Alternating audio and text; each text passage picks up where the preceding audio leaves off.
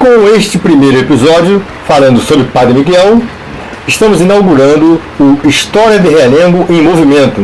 Ele vai estar no canal do Pro Realengo do YouTube, @ProRealengo. Divulgue, inscreva-se, aperte o sininho, dê o seu like e divulgue para os amigos.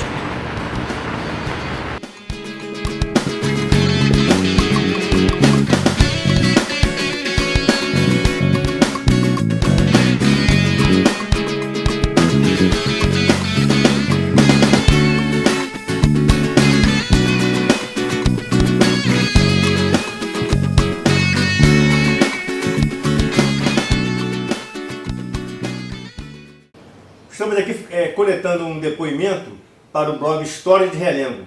O História de Realengo está entrando agora numa nova fase. História de Realengo em Movimento. Vai ser publicado no canal do YouTube do Pro Realengo, que é o criador do História de Realengo.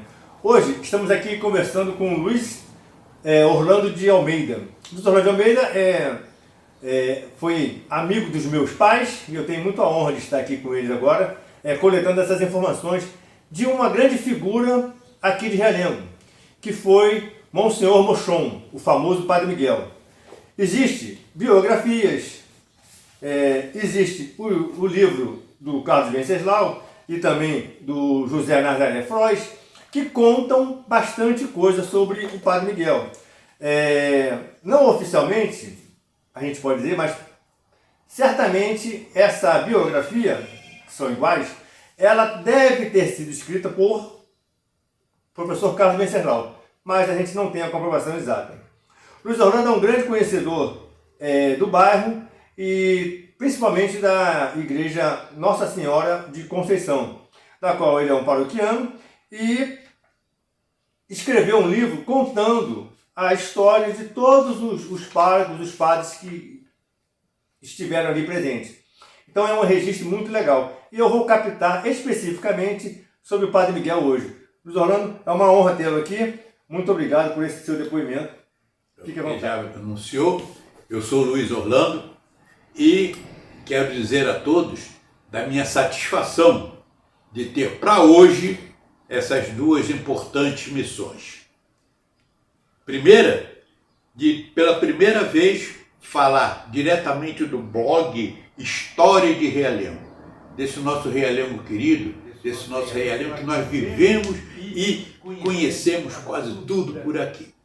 E segundo, falar dessa figura importantíssima, né, que foi para nós o Padre Miguel. Padre Miguel, Monsenhor Miguel de Santa Maria Mochon, que foi o nosso primeiro vigário aqui em Realengo. Como todos nós sabemos, Padre Miguel não era brasileiro. Padre Miguel era espanhol e nasceu lá em Granada, mais ou menos no dia 8 de setembro de 1879, foi o nascimento dele lá. E a família não era de muitos recursos. Então o que aconteceu? A família veio toda aqui para o Brasil para ver se melhorava um pouquinho de situação. A família toda era pai, mãe, Padre Miguel, que era o mais velho, e duas irmãs. Mas não foram assim também muito felizes, porque pouco tempo depois morreu o pai e a mãe de Padre Miguel. E ficaram aquelas duas crianças sem pai e sem mãe. Padre Miguel tinha, na ocasião, 13 anos. As duas irmãs ficaram num colégio de freira. E Padre Miguel teve a satisfação, podemos assim dizer, de ter como tutor um sacerdote chamado Padre Júlio Clavin. O Padre Júlio pegou o Padre Miguel e assumiu o Padre Miguel. Primeira coisa que ele fez, colocou o Padre Miguel num bom colégio aqui no Brasil, que ainda existe hoje, lá em Niterói, o Colégio dos Salesianos. Aquele colégio é importante. Eu até já passei lá, é um colégio muito grande e tal, então já naquele tempo, um colégio antiquíssimo, né? Colégio dos Salesianos. E Padre Miguel lá estudou e ficou até os seus 19 anos, quando demonstrou aquela vocação para o sacerdócio. Demonstrando aquela vocação para o sacerdócio, Padre Miguel, então, foi posto no Seminário São José, aqui mesmo da nossa arquidiocese, aqui no Rio Comprido, e Padre Miguel foi para lá estudar. Era um aluno excelente, tanto que o cardeal da época daqui do Rio de Janeiro, Joaquim Arcoverde, colocou o Padre Miguel para concluir os estudos dele na França. Então o Padre Miguel foi um espetáculo, né, como sacerdote. Quando ele se ordenou, já com seus 29 anos, ele foi logo mandado aqui para Realengo, já que o povo de Realengo pedia um sacerdote para cá. Realengo tinha uma pequenina capela de Nossa Senhora da Conceição, e essa capela de Nossa Senhora da Conceição, ela vinha desde 1758, aquela pequenina capela. Padre Miguel aqui chegando, o que ele fez? Fundou logo o apostolado da oração e aumentou, fez a igreja maior para frente. Aquela capelinha de Nossa Senhora da Conceição, que tinha sido fundada em 1758, ficou sendo a sacristia da igreja nova. Eu até participei lá algumas vezes, porque essa capelinha só foi jogada embaixo, depois quando veio Padre Augusto, que aumentou a igreja um pouco para trás. Então ali, nessa igreja maior, Padre Miguel, então, ele começou a sua grande obra de apostolado aqui em Realengo. Eu não sou um realenguense nascido em Realengo. Eu sou um realenguense nascido em Santa Cruz. Sou realenguense de coração. Nasci em Santa Cruz, mas quando eu vim morar aqui em Realengo, foi no ano de 1943. Em 1943, eu vim morar bem aqui, em frente ao Colégio Nossa Senhora do Carmo, na Rua General Sesefredo. Naquele tempo, era a Rua Conselheiro Junqueira, e a gente dizia, em frente ao Colégio das Freiras. Ninguém sabia, eu nem sabia que o nome do colégio era Nossa Senhora do Carmo, mas a gente chamava de dizer, Colégio das Freiras, e era na Rua Conselheiro Junqueira. Era a rua mais importante de Realengo, porque era a única, tirando, é claro, a Estrada Real de Santa Cruz, hoje a Avenida Santa Cruz, era a única que era asfaltada, lá da Bernardo de Vasconcelos até aqui a Nepomuceno. Na Nepomuceno tinha um grande casarão na esquina, e esse casarão a gente dizia que era a casa do ministro. Era uma casa bonita, e nessa casa bonita, a casa do ministro, morava o ministro Ceserdeiro dos Passos, né? Então, o ministro Cesefredo dos Passos foi o ministro da guerra naquela ocasião, e mais tarde o asfalto ia só até a casa dele. Para o resto, todas as ruas de Realengo eram de terra. Mais tarde, o nome Rua Conselheiro Junqueira foi mudado o nome para Rua General Sesefredo, em homenagem ao ministro que ali morou. Então, hoje em dia, é a nossa Rua General Sesefredo. Ora, eu morando ali em frente ao Colégio das Freiras, em frente ao Colégio Nossa Senhora do Carmo, era uma rua que tinha muito movimento para baixo e para cima, e Padre Miguel passava ali constantemente, ou montado na sua charretinha, ou montado num burrinho. Ele tinha um burrinho que ele ia correndo, ia sempre lá para o lado do Barata. Era um dos setores de catecismo. Era chamada Fazenda do Padre Miguel. Eu já fui lá muitas vezes nessa fazenda. Antigamente não havia tanto, vamos dizer assim, valor nos terrenos. Qualquer terreninho, aquilo não valia quase nada. Então, o que diziam que era a fazenda do Padre Miguel, nada. Era um casebrezinho pequeno, com um terrenão imenso, cheio de frutas e tal e tal. E Padre Miguel não perdeu tempo. Logo ali, ele colocou um setor de catecismo. E ele ia muito lá dar a atenção àquele grupo. As zeladoras que moravam lá perto ficavam como catequista, e volta e meia Padre Miguel ia lá e voltava, e passava em frente à minha casa. E as crianças daquele tempo, tudo quanto era criança, tinha que tomar a benção, né? Tomar a benção, a pai, a mãe, a avó, o padre, a freira, a gente estava tomando a benção, pedindo a benção, e às vezes até velho, qualquer um velho que a gente via na rua, benção, chamava de vovô, aquela história toda, lá pelo ano da década de 40, né? Então o Padre Miguel passava, eu estava sempre ali na calçada, era logo pedir, benção, Padre Miguel, aí ele só acenava assim com a gente e tal, e ele passava. Então tinha muito, muito contato ali de ver Padre Miguel. Observem bem, eu vim para Realengo, eu tinha 6 anos. Quando eu fiz 7 anos, minha mãe fez o que quase todas as mães daquela época faziam.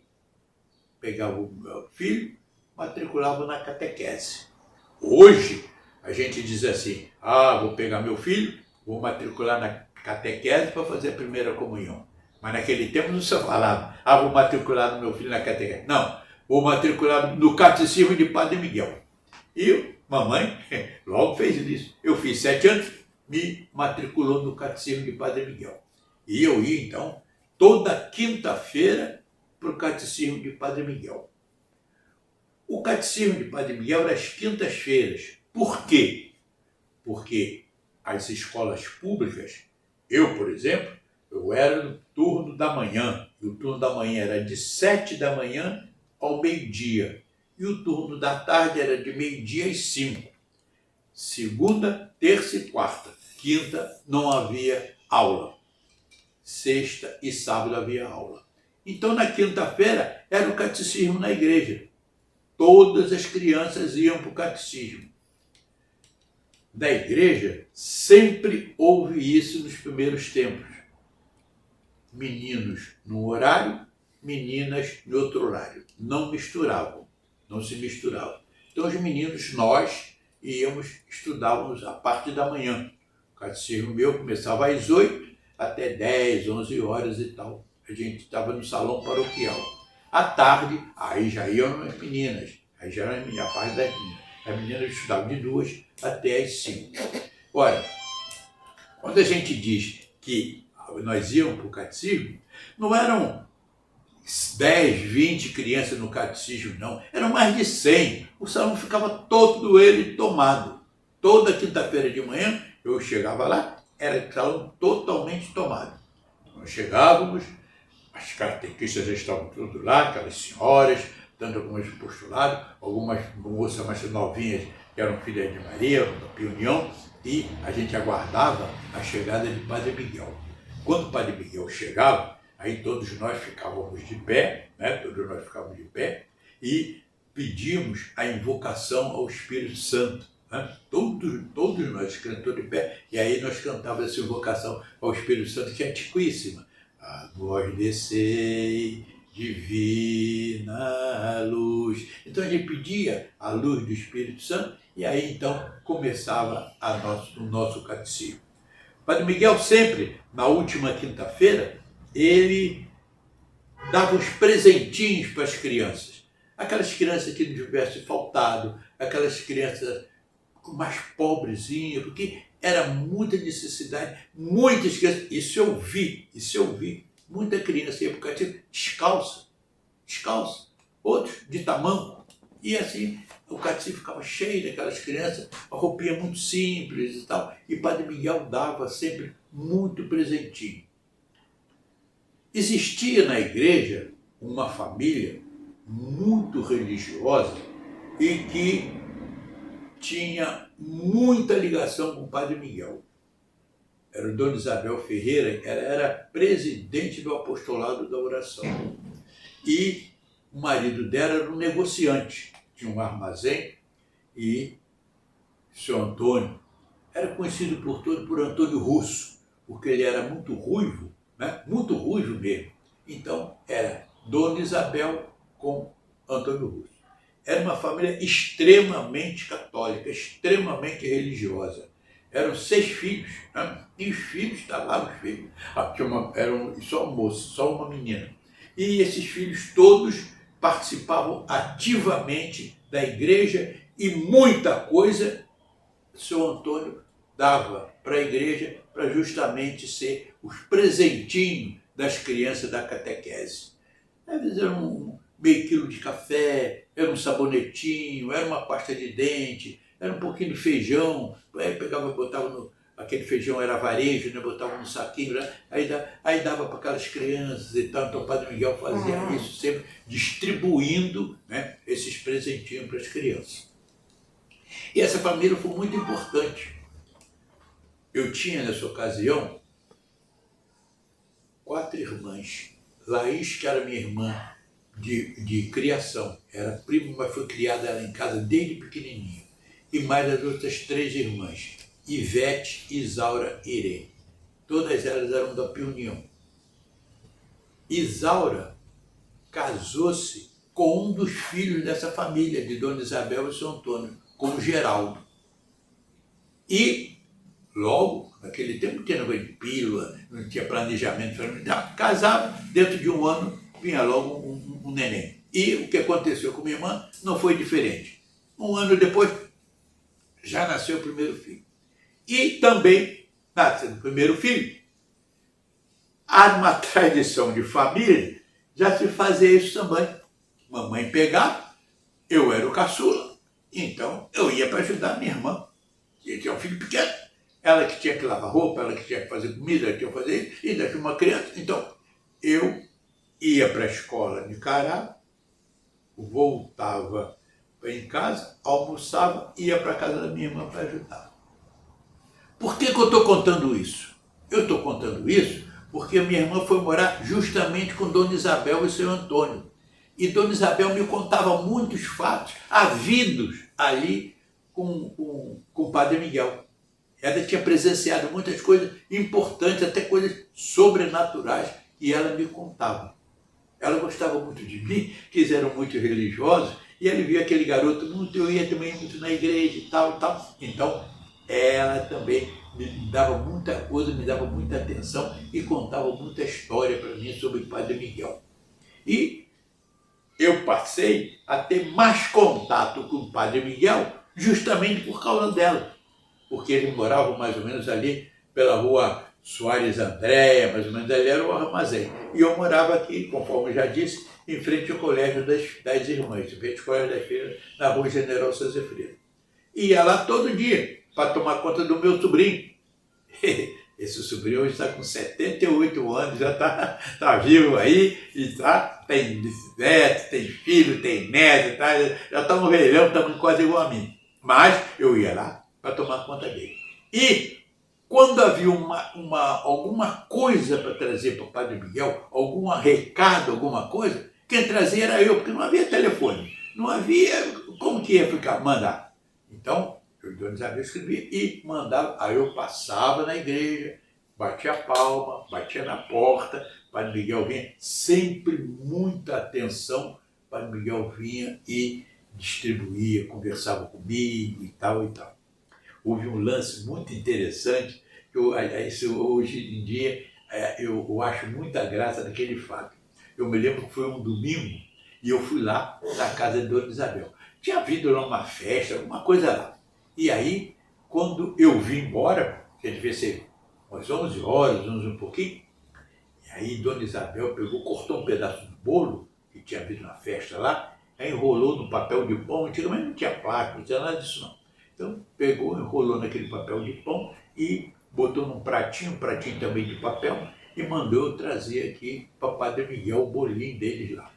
Aí vim, passei na igreja, bati lá, chamei, aí o Padre Miguel me atendeu. Sempre muito atencioso, não tinha muita coisa cercada, igreja, nada, era tudo aberto, tudo à vontade. Aí eu fui lá, bati. Aí disse assim, Padre Miguel, daqui que Dona Isabel mandou trazer para o senhor. Primeiro tomava a benção, Padre Miguel. Aí, está aqui, Dona Isabel mandou trazer aqui para o senhor. Aí ele, entra aqui, meu filho, entra aqui. Ele estava na cozinha, esquentando o almoço dele. Aí, num fogão que tinham dado a ele, um fogão moderno, ultramoderno, era um fogão a querosene, que antigamente era fogão ou lenha ou a madeira, né? O carvão ou lenha. Então, aquele fogão a querosene era mais fácil, que só acender, mas saiu uma fumaça preta, fazia um cheiro de querosene dentro de casa, era uma coisa horrível. E Padre Miguel estava na cozinha, aquele cheiro fortíssimo, E ele mexendo aquela panela e tal. Eu entrei, dei o bolo a ele, aí senti aquele cheiro, digo, meu Deus do céu. Aí ele falou, você quer comer um pouquinho? Digo, não, não, padre, muito obrigado. Eu fiquei envergonhado, eu fui embora. Aí quando eu cheguei em casa, falei assim para a mamãe, mamãe, eu fui levar um bolo lá para Padre Miguel, que a Dona Isabel mandou. Eu acho que o Padre Miguel bota gasolina na comida dele, porque estava um cheiro de gasolina lá e tal, tal. Aí contei a mamãe como é que era o negócio do fogão e tal. Aí a mamãe riu e disse, não, esse fogão, o querosene transmite esse cheiro, a casa fica toda preta e às vezes até transmite um pouquinho para a comida. Seu pai estava querendo comprar um desse, mas não compra por causa disso. Aquele fogão tem esse problema mesmo. Era um fogãozinho que o Padre Miguel estava esquentando. O Padre Miguel, ele atendia, era uma coisa impressionante, ele atendia de Anchieta até Bangu. Para a gente ter uma ideia, eram 17 setores de catecismo. E a todos ele dava aquela atenção. A todos ele visitava. Tinha mais, contando todos, os estudiosos foram pesquisar depois, eram mais de 6.000 crianças em todos os setores de catecismo, os 17 setores de catecismo, de Anchieta até Bangu. Todas aquelas crianças, Padre Miguel ia, e Padre Miguel atendia montado naquela burrinho dele, ou então na charrete. Ele preferia ir no burrinho, que tinha ruas, um estreitinho tão ruim que a charretinha também não passava, e o cavalinho dele passava. Ele contava, isso Dona Isabel contou, que certa vez ele chegou, depois de ter rodado o dia todo, o Padre Miguel chegou, entre as pernas dele era tudo ferida, porque ele estava a batina e uma calça preta por baixo. A fazenda naquele tempo que se usava, se era fazenda preta ou escura, era de casimira. Não tinha tergal, não tinha naico, essas coisas, essa fazendinha. Não, era aquela fazenda grossa. E aquilo roçando, o que aconteceu? Fez uma ferida do joelho até cá em cima na virilha, nas duas pernas. E ele contava. Ele chegou em casa, quando ele tirou aquela roupa, ele tomou banho, sangrava na perna dele, ele recebeu um chamado, veio uma pessoa chamar para que ele fosse confessar um doente em Ricardo de Albuquerque, que pegasse o cavalo e fosse lá. Ele não titubeou, ele pegou o cavalo com as pernas sangrando, ele foi lá e atendeu, porque naquele tempo também havia muita preocupação das pessoas em receber o sacramento, né? Ela estava passando mal, então ia lá, recebia o sacramento e tal, e chamava o centro do padre, independente de hora, o padre ia atender. E Padre Miguel assim era, entendeu? Ora, a gente sabe que todas as paróquias de uma diocese, elas pertencem ao bispo. Aqui, na nossa paróquia agora, quem manda é Dom Urani. Dom Urani João que manda aqui na nossa paróquia. Ah, mas ele não pode estar em todas. Então ele coloca presbíteros, que são sacerdotes, ele coloca naquelas paróquias. Mas, de tanto em tanto, o bispo faz uma visita pastoral, vai naquela paróquia, para ver como estão correndo as coisas. E a história conta que em 1943, parece, não, 1929, o cardeal mandou um bispo auxiliar fazer uma visita pastoral aqui em Realengo. Então, o Rosaldo era o bispo, sabe? Então ele veio fazer a visita pastoral para ver como estavam correndo aquelas coisas. Porque todo padre, por ordem do bispo, existe nas igrejas um chamado livro do tombo. É o tombamento das coisas realizadas na igreja. Então, naquele livro de tombo, os padres escrevem os fatos importantes, os trabalhos que ele está fazendo, e aquilo fica tudo registrado. Muita coisa se sabe, porque a gente abre o livro do tombo, ele está escrito desde o tempo de Padre Miguel. Todo sacerdote ficou obrigado a contar a história da igreja. Então o bispo chegou aqui e foi, visitou tudo, ficou entusiasmado com aquele trabalho de Padre Miguel, de tanto catecismo que ele dava, tantos setores de catecismo, tanta área, que trabalho maravilhoso. Aí foi ver no livro de Tom, não tinha nada. Padre Miguel não escreveu nada. Aí o bicho disse assim, ó, mas talvez se fosse hoje, o bicho ia dizer assim para o Padre Miguel, o senhor também não é mais aquele, o senhor não escreveu nada, Padre Miguel. Né?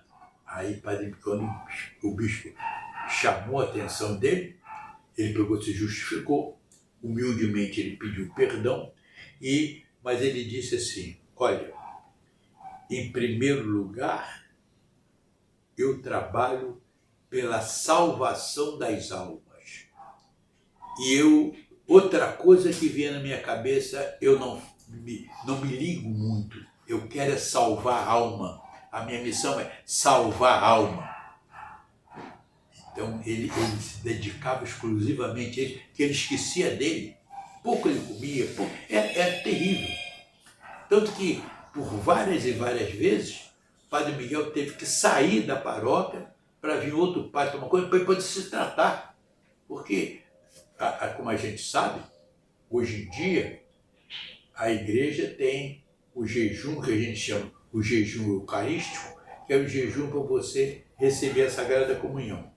Hoje em dia, a gente vai receber a Sagrada Comunhão, 1 hora antes a gente não pode ter que tomar nenhum alimento, hoje em dia. Mas, no tempo de Padre Miguel, eu ainda peguei também esse tempo, não podia comer a partir da meia-noite. Então, de meia-noite até a hora da missa, não se comia nada. E muitos padres tinham um problema de estômago, porque não podia comer nada, acordava 4 horas, 5 horas, não come mais nada, até a hora da missa. Então, estava alguma coisa. E o padre começou a alimentar, também com o Padre Miguel, ele só queria salvar a alma, e aí, volta e meia, ele estava internado para fazer tratamento. Tanto que na ocasião que eu fiz a minha primeira comunhão, em 1946, era um capelão da aeronáutica, Padre Antônio Monteiro de Barros, estava atendendo aí, porque Padre Miguel estava doente. Padre Miguel estava baixado ao hospital. Mas depois ele recuperou, ele veio e sempre muito franzinozinho e muito trabalhador e muito dedicado a tudo. Padre Miguel foi se desmilinguindo, coitadinho, ele foi, até quase não poder mais fazer nada. E ele mesmo, dizem, ele previu a sua morte para o dia de São José, né? 19 de março era o dia de São José. Então ele achava que ele ia morrer num dia de São José. Ele era devotíssimo de São José. Então, antes, ele fez o testamento dele, as coisas que ele fez. E no testamento, ele dizia assim, nasci pobre, vive pobre, morro pobre. Sou um pobre pecador. Ultimamente, pela minha doença, eu me tornei neurastênico e malcriado. A todos eu peço perdão. E quando chegou no dia 17, aí também ele veio a falecer. Eu morava perto, como eu já disse, era no Colégio das Irmãs, no sepultamento de Padre Miguel. Eu fiquei no portão. Mamãe não deixou eu ir, eu era pequeno, né? Eu tinha 10 anos. Então, o que passou de gente que veio de toda essa área acompanhar o enterro dessa figura importantíssima que foi o Padre Miguel. Ele fazia remédio, ele dava remédio, ele fazia oração, ele curava enfermo, Padre Miguel, e não descansava, ele não descansava. Era uma vida para o irmão, era uma vida para salvar a alma. Assim que ele viveu os 40 anos que ele teve como nosso pároco aqui, como sendo o nosso primeiro vigário. Logo depois da morte do Padre Miguel, nós não tivemos assim muita comentário sobre o Padre Miguel, porque veio para aí Padre Augusto, e Padre Augusto veio daqui de São Roque, aqui na Vila Boqueira, veio para cá e aqui ficou, pouco se falou de Padre Miguel. Só foi na ocasião em que o cardeal Dom Jânio pediu não sei se foi a prefeitura ou a Estrada de Ferro, para que se pusesse em homenagem a Padre Miguel o nome do bairro, que era Moça Bonita, pusesse o nome do bairro de Padre Miguel. Então, foi mudado e o nome do bairro passou a ser em homenagem ao nosso vigário, ficou sendo um bairro chamado de Padre Miguel. Eu me lembro que a gente é habituado a falar, as crianças, né? A gente é habituado a falar, vamos lá em Moça Bonita, porque a gente andava muito a pé por aí. Mas se a gente falasse que é Moça Bonita, perto de Padre Augusto, ele brigava. Aprenda a falar o nome certo, o nome é Padre Miguel. Não, ele brigava, ele era nervoso. Então, ele brigava sempre para falar o nome de Padre Miguel e tal. Depois que o Padre Augusto saiu, aí chegou aí Monsenhor Turibo. Monsenhor Turibo era um padre extremamente organizado, extremamente organizado. Ele concluiu as obras aí de acréscimo da igreja, que tinham começado com o Padre Augusto. Ele fez a festa do cinquentenário da igreja, ele fez música, ele escreveu livros. Inclusive, eu tenho livros escritos por Monsenhor Turibo, que fez até dedicatória para mim, eu tenho esses livros aí. E o Monsenhor Turibo, vendo aquele entusiasmo, aquele amor que o pessoal tinha por Padre Miguel, o que ele fez? Ele pediu a Dom Jaime autorização para fazer a transladação dos restos mortais do Padre Miguel para a igreja. Dom Jaime achou a ideia ótima e autorizou. Olha, a gente sabe que para fazer isso tem que se organizar. Então, o Monsenhor Turibo, o que ele fez? Organizou uma comissão. E eu tive a honra de participar dessa comissão, porque eram pessoas influentes no bairro e na comunidade e os presidentes de associação. Eu, como era o presidente da Congregação Mariana, a Congregação Mariana tinha sido fundada em 1946, eu era o presidente da Congregação Mariana, eu tinha 20 anos só. Então eu fui participar da comissão. Então participamos da comissão, foram várias reuniões e quando chegou no dia marcado, a Monsenhor também teve o cuidado de chamar um padre, que como a gente sabe, os padres eles se formam, eles se ordenam sacerdotes e muitos deles depois se dedicam a uma especialidade na igreja. Uns se tornam doutores em Sagrada Escritura, doutores em liturgia, doutores em arte sacra e assim por diante. Então, o Monsenhor Turibo consultou um padre doutor em arte sacra para ver onde faria o mausoléu e como seria feito o mausoléu. Então o padre veio, deu toda uma orientação e fez esse mausoléu do jeito que nós temos até hoje lá, todo de mármore, naquela posição que ficou, que o padre doutor em arte sacra recomendou que se fizesse. Então ficou ali e nós, a comissão, foi marcado o dia da exumação e nós fomos lá para o cemitério. Olha, o cemitério estava assim no dia da exumação. Foi avisado nas missas e tal. Quando nós chegamos lá, tinha a comissão e os curiosos. Muita gente imaginava que, pelos fatos, pela vida de Padre Miguel, surgiria algum fato extraordinário lá no momento da exumação. Mas não existiu, não. Eu estava lá e vi, não existiu. Só houve um fato interessante, interessantíssimo. Tiraram a terra, quando abriram o caixão em que estavam os ossos de Padre Miguel, a cabeça de Padre Miguel estava sobre 2 tijolos. A cabeça dele, o crânio, em cima de 2 tijolos. Ué, será que puseram 2 tijolos como um travesseiro quando ele morreu? Ué, por que tem esses 2 tijolos aí? Aí mexe daqui, mas aqui pergunta isso, outro pergunta aquilo. Mas tinha um também que estava assistindo à exumação e que tinha participado do sepultamento de Padre Miguel, seu Otacílio Tavares. Aí ele pegou e disse que foi. O que aconteceu? No dia do sepultamento choveu muito. Aí os coveiros tiraram aquela água toda que estava na sepultura e tal, e puseram 2 tijolos para não assentar direto o caixão na lama que ela dizia que estava lá embaixo. O que aconteceu? Apodreceu a tampa, o fundo do caixão, e os 2 tijolos ficaram, e Padre Miguel, no final das contas, ficou deitado com a cabeça em cima de 2 tijolos. Mais os tijolos que tinham sido postos justamente para não colocar o caixão rigorosamente no chão. Depois trouxemos, nesse dia, foram lavados os ossos e tal. A fábrica do Realengo aqui tinha feito uma urna metálica, né, para colocar os ossos, e essa urna metálica, então, num dia apropriado, ela veio transportada para cá, foi primeiramente lá para Praça do Canhão, que a gente chamava, o nome certo era Campo de Marte, mas o povo só chamava Praça do Canhão, então ficou com Praça do Canhão. Então foi lá na Praça do Canhão, ia ser celebrada uma missa ao ar livre, Dom Jaime veio celebrar, então foi celebrada a missa, e depois aquela urna veio trazida aqui para a igreja.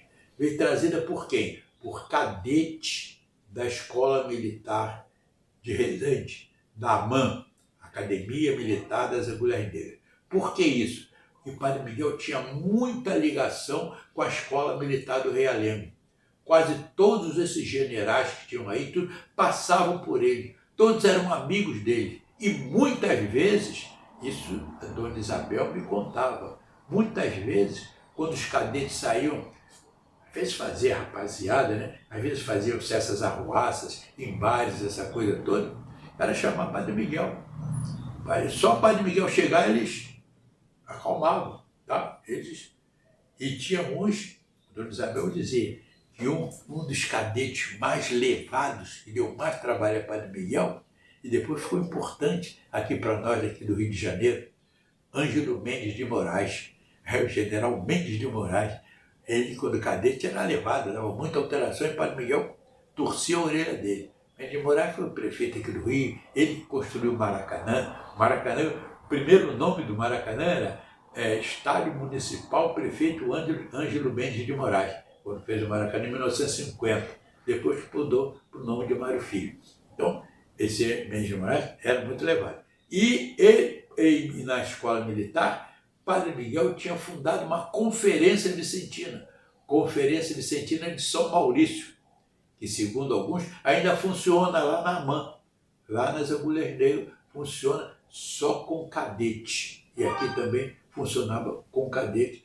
E havia essa ligação. Por isso, a Comissão de Transladação de Restos Mortais, oficiamos a academia, e a academia mandou, então, uma guarda de honra, que os cadetes com aquele uniforme bonito, né?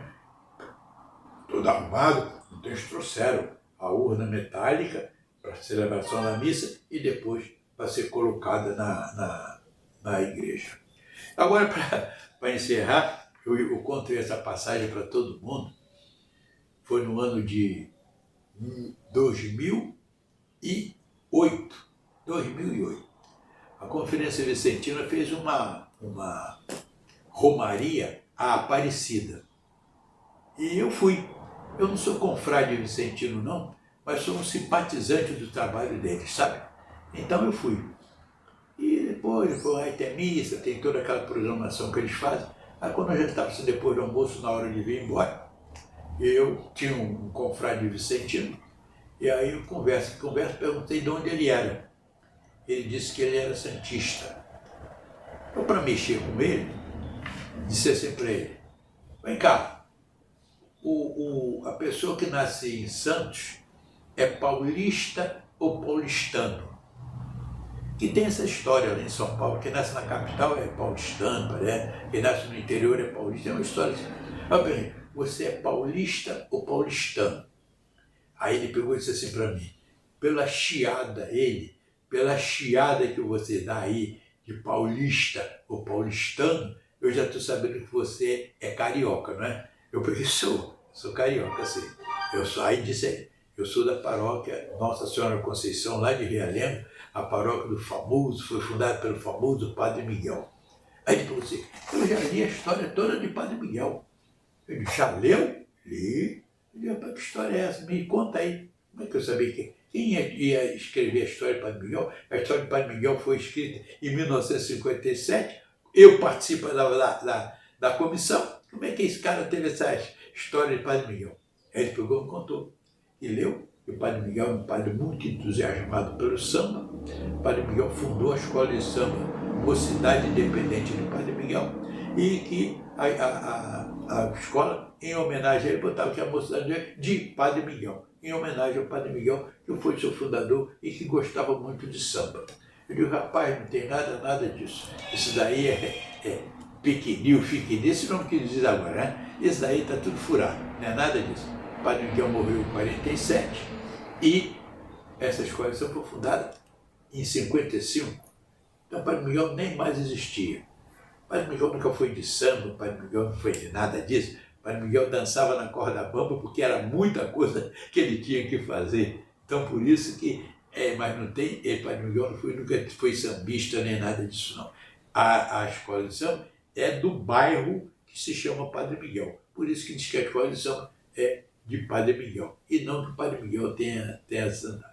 E me alegra, sabe? Eu contar e falar essas coisas, os contatos que eu tive com o Padre Miguel, porque a gente vê ter sido um homem de extrema bondade, um homem de ser um pároco, ser um sacerdote, um homem que cumpriu ali a missão que Jesus dá para todo cristão.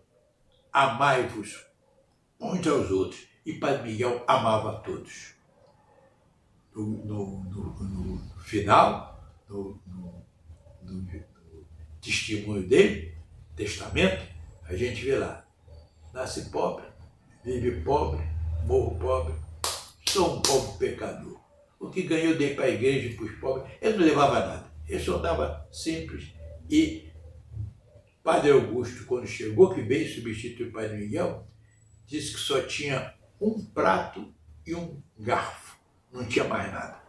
Padre Miguel nem para ele comprava nada, e tudo ele dava para os outros. Né? E esse padre é que foi o nosso grande orgulho, a nossa grande personalidade daqui do nosso bairro de Realengo. E eu tive o privilégio de estar com ele, de ter contato com ele e de ter recebido por várias vezes a bênção que ele dava a todos nós. E fiquem todos na paz. E agora, complementando, eu digo a todos, eu nunca vi um enterro conforme foi o enterro de Padre Miguel. Normalmente, a gente via aquele coxo, né? E ali um grupo de umas 50, 100 pessoas no máximo. Mas no dia de Padre Miguel, eu acho que toda essa área daqui parou para acompanhar o sepultamento do grande líder religioso que foi Padre Miguel. Tanto que eu disse a vocês ali, eu fiquei no portão da minha casa, que é hoje na rua General Cizefredo, naquele tempo era a rua Conselheiro Junqueira, e o sepultamento passou. Passou o coxo sendo carregado por um grupo de pessoas, as bandeiras das associações, e haja gente passando. Eu quero crer que eu não vi, mas segundo alguns que acompanharam, já estava o sepultamento, o coxo chegando no cemitério, o caixão já estava no cemitério, e ainda tinha gente passando, acompanhando. Que todos, muita gente mesmo, já considerava Padre Miguel como um santo que vivia no meio de nós. E muita gente desejava ver alguma coisa extraordinária e veio muita gente para acompanhar o sepultamento. Sinceramente, eu nunca vi uma coisa assim, um grupo tão grande. Hoje em dia a gente vê muita gente, muito aglomerado e tal, mas antigamente não era assim, de você ver tanta gente junto. E no dia de Padre Miguel foi demais a quantidade de pessoas. Mas ele mereceu, porque de fato era um líder religioso, um santo homem que nós tínhamos aqui. pela minha idade, a gente sabe que quando o Padre Miguel faleceu, eu tinha apenas 10 anos. E eu não sabia ainda ajudar. A missa era em latim, era mais difícil e tal. Eu só vim aprender a ajudar a missa já no tempo de Padre Augusto, aí quando eu comecei a aprender a ajudar a missa. No tempo de Padre Miguel, eu era muito pequeno ainda e só enfeitava o altar. Como é que era enfeitar?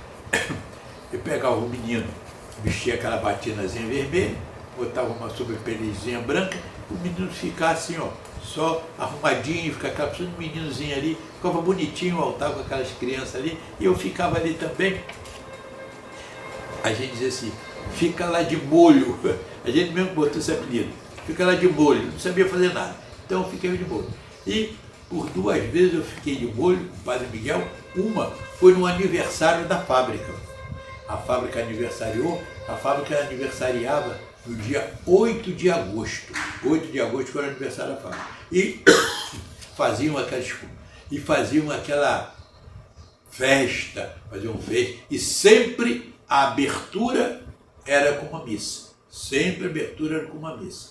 E às vezes vinha o capelão, outras vezes era o Padre Miguel. Porque naquela ocasião também, o padre só podia celebrar uma missa por dia, uma. E às vezes o Padre Miguel já tinha um compromisso, não podia celebrar uma segunda missa na fábrica. Então, quem vinha era o capelão. Tinham 3 capelães aí em Magalhães de Baixo, militares, então eles vinham, um deles celebrar. Mas uma vez só, eu fiquei com o Padre Miguel. Fui lá, me puseram aquela patinazinha vermelha, e eu fiquei lá do lado do Padre Miguel, de molho lá, só enfeitando ali o altar. Mas são fatos, né? Acontecido e que a gente lembra e tem muita importância isso. Pena não ter tido foto de tudo isso, né? A facilidade de fotos que nós temos hoje. Orlando, eu gostaria de complementar aqui a última intervenção a respeito do busto que está na praça hoje. Você tem alguma coisa para nos ilustrar sobre isso? Temos sim. Esse busto de Padre Miguel foi posto ali pelo ano de... O padre era Padre Augusto. Ele já teve em 3 lugares. Da inauguração, eu estava lá na inauguração. Ele foi inaugurado, se a gente olhasse da Avenida Santa Cruz para dentro, ele estava na direção do ginásio, direção do salão paroquial. Era 1,5 metro mais ou menos, e ele ali ficou o busto. Mais tarde fizeram uma reforma na praça, tiraram ele dali, colocaram ele na porta da igreja, bem próximo da porta da igreja e bem baixinho, um pedestal bem baixo.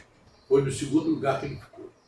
E atualmente tiraram daquele ponto mais baixinho e colocaram no lugar onde ele está hoje. Eu tenho as 3 fotos. Eu vou mostrar a vocês depois. Quando ele deu da inauguração, depois na porta da igreja e no final.